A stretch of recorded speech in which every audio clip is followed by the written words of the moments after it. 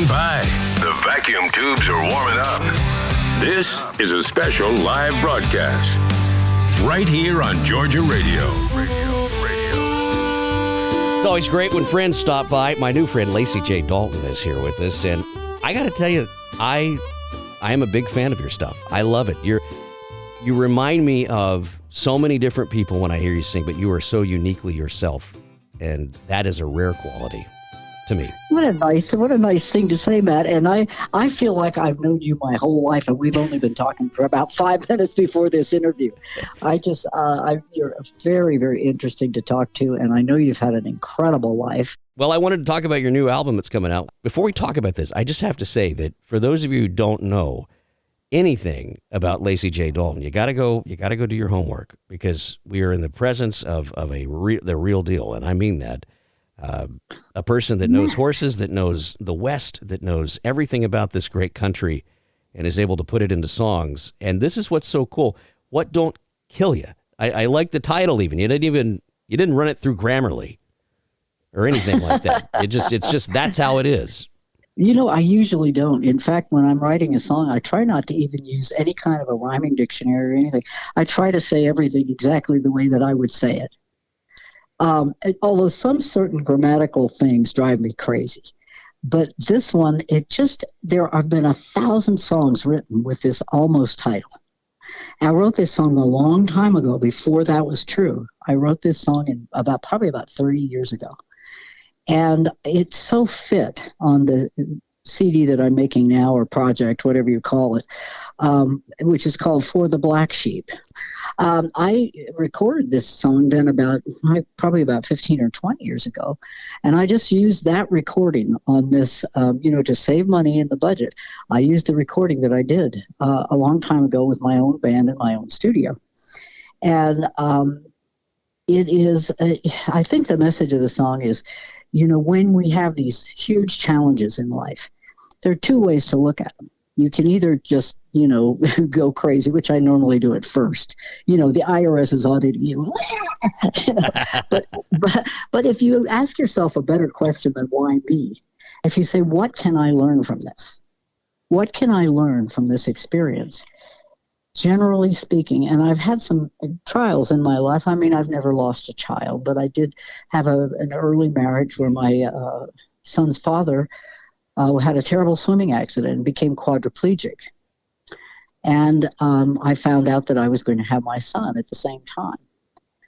And at that time, I don't think I was as aware of how these incredible life challenges can make you or break you. If you think, what can I learn from this? How can I learn from whatever hell is happening? It puts you in a better position to deal with whatever it is you're dealing with. And I also believe that there is a unity in all things, and that is conscious. And some people call it the source, and some people call it God, and some people call it Jesus. Whatever you call that, there is help, and that can sustain you. You can go forth in the strength of that if you ask for it. And if that helps you, and I had to learn the hard way that it does work, and it did help me. And I've had some challenges that were so overwhelming that I thought I just simply couldn't do it. And the minute I turned toward believing that there was a higher power that could help me, and that power did help me. And I've had someday I would just, if I wrote a book about it, I'm not sure you would believe everything that happened. But each one of these challenges, every time, we don't get strong spiritual muscles by never having spiritual challenges. And what I've learned in my long life is that if we accept these challenges and we say, okay, this sucks, but what can I learn from it? How can I turn this around? And P.S., ask for a little help. Whatever you call that higher power, the force, the source, God, whatever you call that, I don't think it minds. People may tell you that it minds, but I think it doesn't. As long as you believe in something a little bigger than yourself, I think that you can call on that. And I have certainly done that in my life and been very, very grateful for it. A lot of the songs on the new Black Sheep CD are songs that speak to that. They speak to a lot of having to look at things. We need to look at things. The world is a very dark place right now, very dark place. And we need to look at some of these things. I wrote a song the first single was called The Devil by a Different Name.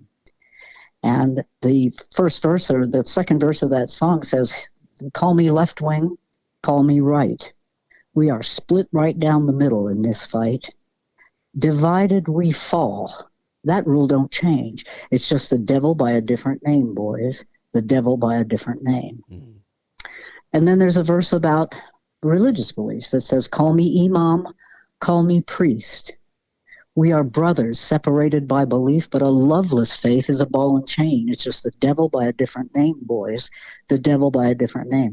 And Matt, I'm not writing these songs out to everybody in the world alone. I'm also writing them into myself, to my own spirit. Because I wrote a song called, it's a kind of a tongue-in-cheek thing on the Black Sheep record. It's called Everybody Loves to Hate. And it's, everybody loves to hate. Everybody loves to hate. We know we should change, but it might be too late because everybody loves to hate. There's so much divisiveness in the world, all over the world, every place. We have got to learn to listen to one another, be able to speak to one another, build bridges across the chasm that's between them. We may never agree. We may never be able to agree, but we can certainly come to a place where we can agree to disagree and find that middle road. And we need to do that now. We need to do that or we will not make it. And that's what a lot of the songs on Black Sheep are talking about, what we need to look at. Look at this. Look at how we're not appreciating the diversity in nature, the diversity in human beings. The color of our skin is not the way to judge another human being. The same spirit that is in that is in everything that is. The same spirit that is in us is in other people and animals and everything. And it's awake and it's alive. Magic is afoot and God is not dead. And that is what we talk about in the Black Sheep. I'm ready to hear it. I've got to go get it. It should be out. I don't think it's out yet. I think we drug it out. I wanted to have I wrote this song "Everybody Loves to Hate," it's kind of tongue in cheek. There's a bridge in it that goes, everybody loves to hate. Everybody loves to hate. We know we should change, but it might be too late. And it goes on with, everybody wants to be right. Nobody wants to be wrong. And there's a bridge that says, but up at Galactic Central, they're shaking their little green heads. After all that they've seen, if they don't intervene, these human things will wind up dead because everybody loves to fight. And it goes on like that. But I'm not just singing that out to everyone. I'm singing it to me. There's a part of me that wants to be divisive. There's a part of me that wants to hate the other, whatever that turns out to be. I'm not without that sin. And so I'm reminding myself with every one of these songs to walk my talk, to walk the talk of love God with all your heart, mind, and spirit. Love yourself, which is the hard part. Love your neighbor as yourself. And the man who wrote that said, that is the whole of the law. And all the other laws of life are based upon it. And by the way, that is what I came to teach. Yeah. Amen. Well, that's great stuff. And it's all there. LacyJDalton.org is really the best place to go see it and find out when and where she's going to be. Comes out. Yeah. Well, I'm showing June 21st, which means it's out. We can go find it. We missed that. Yeah. We missed that deadline. Yeah. Well, that's okay. We want to. This is worth waiting for. This is one of those things that we're all going to be standing by to wait and see. We want to hope so, and we believe so. Like I said, the world is a very dark place, and I'm sending this out to anybody who may need it, and who, and may the force be with you all. One of the things, there's a new artist out, and I'm going to draw this comparison. There's a new artist out that I've enjoyed listening to. Her name's Sierra Farrell, and if you listen to Sierra Farrell, you can hear little bits and pieces of everybody sort of rolled up in this great style and voice, and and delivery. And when I hear you, I hear the same thing, and it's someone that is able to be very sensitive and pull in all of these great elements into one voice that just is uniquely your own. And I think that that's so wonderful. But I wanted to know, because I'm curious, when you think about great singers and great songwriters, more importantly, who comes to mind for you? I can guess, but I'd love to hear it from you. I'll tell you, the people that brought me, I was raised in a country music family, but I strayed from the flock. When I got old enough to write and sing my own music, I was listening to all kinds of things like Bob Dylan. Sure. And Joan Baez, and even Janis Joplin, and the New Riders of the Purple Sage, and the Jefferson Airplane. So when I was signed in 1979, I was signed as an outlaw artist. And that allowed me to do something that a lot of us girls didn't get to do, which was open for long periods of time for the likes of Willie Nelson and Merle Haggard and Hank Williams Jr. for long periods of time. And you survived. The Outlaws. I survived, and I loved it because that was the music that brought me back to country music. Sure. The Outlaws brought me back because of songs like The Highwayman, because of songs like Seven Spanish Angels, because of songs like Pancho and Lefty, and because people like Chris Christopherson were writing songs that were like Why Me, Lord, that were so close to the bone and so sincere and so real. Two of it, his songs literally have changed my life twice. I think when I think of the greatest songwriter, he and Guy Clark are probably. I was going to say Guy Clark. Those two are probably. I mean, it was so fun. I got to work with Guy because he had a song called "Old Friends," which is this magnificent song, but it didn't have a melody. It didn't have a melody, and my producer Jimmy Bowen wouldn't let me he wouldn't let me record it. So I went to Guy and I said, "Guy, I need you to write a melody to this song, or we need to write a melody to this song, and I'll try to follow," because he kind of talks it. Right. I said, I need to try to create a melody, or Bowen will not let me record it. And I love this song. I think it's the greatest song because it's like, old friends, they shine like diamonds. Old friends you can always call. Old friends, it's old friends after all. Old friends after all. And I've found that to be so true in my life. And so Guy and I sat down and we wrote the melody together so that I could record it. And I was so honored because he is such an incredible songwriter. And Christopherson, of course, writes so close to the bone with those songs like My God, They Killed Him. Things people aren't really familiar with. I became familiar with him because of songs like Bobby McGee and the songs we all know. But I was fortunate enough to record a song that changed my life. I heard it. We were on tour in Germany with Johnny Cash and Bobby Bare and Hoyt Axton. And Chris was on the tour, and I got to know him a little bit.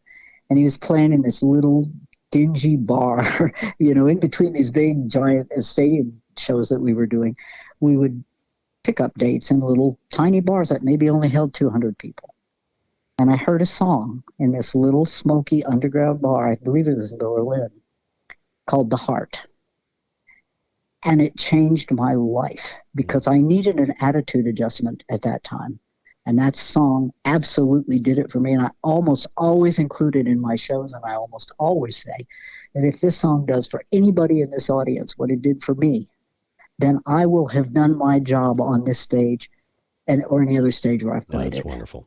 If you haven't heard the song, it's worth the listen. Well, you gotta go listen to it. And you were talking about Old Friends. That's the Human song that he wrote.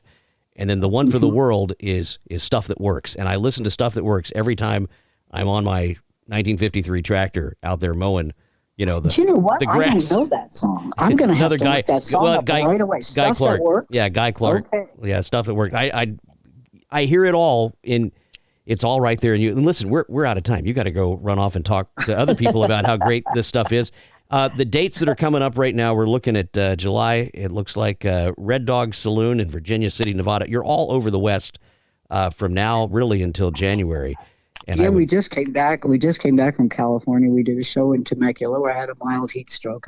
Yeah. Oh, yeah. Right there in between San Diego and L.A. Yeah, we did one in Mammoth, and it was like 100 degrees at soundcheck. And I had another mini stroke. I've had 9 major heat strokes and a couple of mini ones. And the doctors tell me if I have one more, I will perish. And I think, well, if you had to go on stage from a heat stroke, it wouldn't be so bad. It wouldn't be. So we're still working, and we're still working in the hot summer out here. And we stay pretty much in the West. But I'd love to come to Georgia, and I'd love I just want to wish all you and all your listeners a fabulous summer. I hope you all stay cool. Thank you so much. Lacy J. Dalton, everybody. You can find her at lacyjdalton.org. Georgia Radio. Good company and great country.